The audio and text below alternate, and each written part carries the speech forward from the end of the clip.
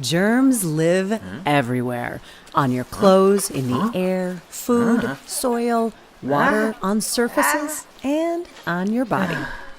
Most germs are harmless, as your immune system is constantly protecting you.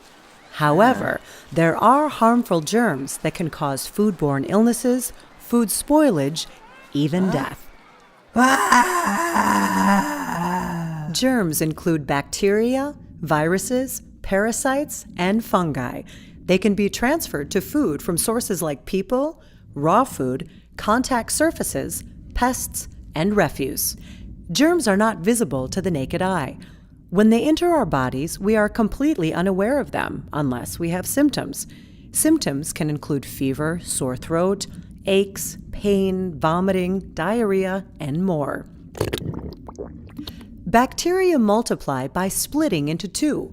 Each half then can divide into two again. They only divide, however, if conditions are right.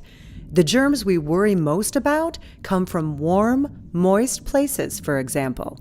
Bacteria that causes disease are called pathogens. Bacteria can be found on people and transferred from one person to another. Some people show no symptoms even when exposed to and infected by harmful bacteria. These people are called carriers. Some bacteria produce spores. Spores can survive for up to 25 years without food or water. During this phase, they do not multiply in food, and proper cooking will not destroy them. Spores can survive high temperatures. However, during cooking, spores soften up and revert into a vegetative state. During the vegetative state, bacteria multiply rapidly under certain conditions. If infected foods like rice, potatoes, and beans are cooked and then left at room temperature, the vegetative bacteria can grow in large numbers to cause foodborne illness. It is therefore very important that the temperature of cooked food is guarded to prevent bacterial growth. Some bacteria produce toxins that are not destroyed by heat, even upon reheating. Cooked food kept more than 4 hours at room temperature is never safe to eat. For bacteria to survive and grow rapidly, 6 things are necessary. You may find it helpful to remember these 6 things using the acronym FAT-TOM. Number 1, food is needed for the bacteria to get nutrients to grow and multiply. Number 2, acidity is the level of sourness, and it is measured using a scale called pH, which ranges from 0 to 14. A measure of 7 is neutral, meaning it is not acidic or alkaline such as water. Acidic foods have pH values below 7, and alkaline food is above 7. Most bacteria need a pH value between 4.6 and 7 to grow rapidly. Number 3, time. Bacteria need time to grow and multiply. When conditions are ripe, bacteria typically split in two every 20 minutes. Some divide even faster. Number 4, temperature. Bacteria that cause foodborne illness grow best at temperatures between 41 degrees Fahrenheit to 135 degrees Fahrenheit. This is called the temperature danger zone. Some bacteria, like Listeria, multiply at temperatures less than 41 degrees Fahrenheit. Number 5, oxygen. Some bacteria need oxygen to grow and multiply. Bacteria that multiply in the presence of oxygen are aerobic, and bacteria that do not require oxygen are called anaerobic. Tip: the simple way to remember the difference between these two similar terms is anaerobic has the letter N for no oxygen. When food is boiled or cooked at the proper temperature, the oxygen in it evaporates away. After cooking, if the food is left in the temperature danger zone, 41 degrees to 140 degrees Fahrenheit, for 4 hours or more, you'll create favorable conditions for anaerobic bacteria that cause foodborne illness. Some bacteria are facultative anaerobic, which means they will grow in the presence of oxygen and are therefore aerobic, but are capable of switching to anaerobic if there's no oxygen. This is the more difficult type to control. Number 6, moisture.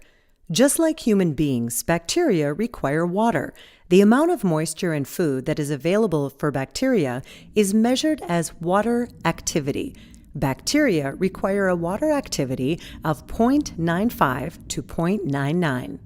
Bacteria cause foodborne illnesses in two ways: through intoxication or infection. During multiplication, some bacteria produce toxins called exotoxin. These toxins cause illness that have a short onset time. An example of this toxin is Staphylococcus. Infectious bacteria release endotoxins in the intestines of the infected person. Bacteria release these toxins at their death, and illnesses caused by these toxins have a longer onset time. An example of infectious bacteria is Salmonella. When bacteria in food is not multiplying, it is said to be in the lag phase, for example, when food is removed from the refrigerator. Sometimes bacteria die due to reduced nutrients. If the number of new bacteria is the same as the number of bacteria dying, then this is called stationary phase. The decline phase is when bacteria are dying rapidly because of cooking. Viruses are smaller than bacteria and do not reproduce on their own. To multiply, viruses infect a host and then use that host's genetic information to multiply. Viruses enter the food system through food handlers who are carriers, through shellfish that has been exposed to sewage water, through hand-contacted surfaces like refrigerator handles, bathroom handles, and cell phones, and through cashiers. This mode of virus transfer, from refrigerator to hands to food, for instance, is called the route of transmission. Most viruses can survive freezing temperatures. Two types of viruses are hepatitis A and norovirus. Hepatitis A is found in the feces of infected persons. When a person infected with hepatitis A does not wash their hands and then touches ready-to-eat food, they transfer the virus to the food. Hepatitis A causes nausea, vomiting, diarrhea, mild fever, headache, and fatigue. The infected person typically develops jaundice after a few days.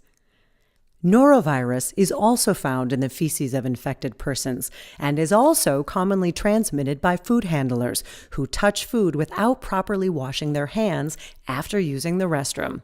Remember, an employee experiencing vomiting, diarrhea, or sore throat with fever must stay home until the symptoms are gone for 24 hours. Norovirus symptoms include nausea, vomiting, abdominal cramps, and diarrhea. Its onset time is 24 to 48 hours after infection.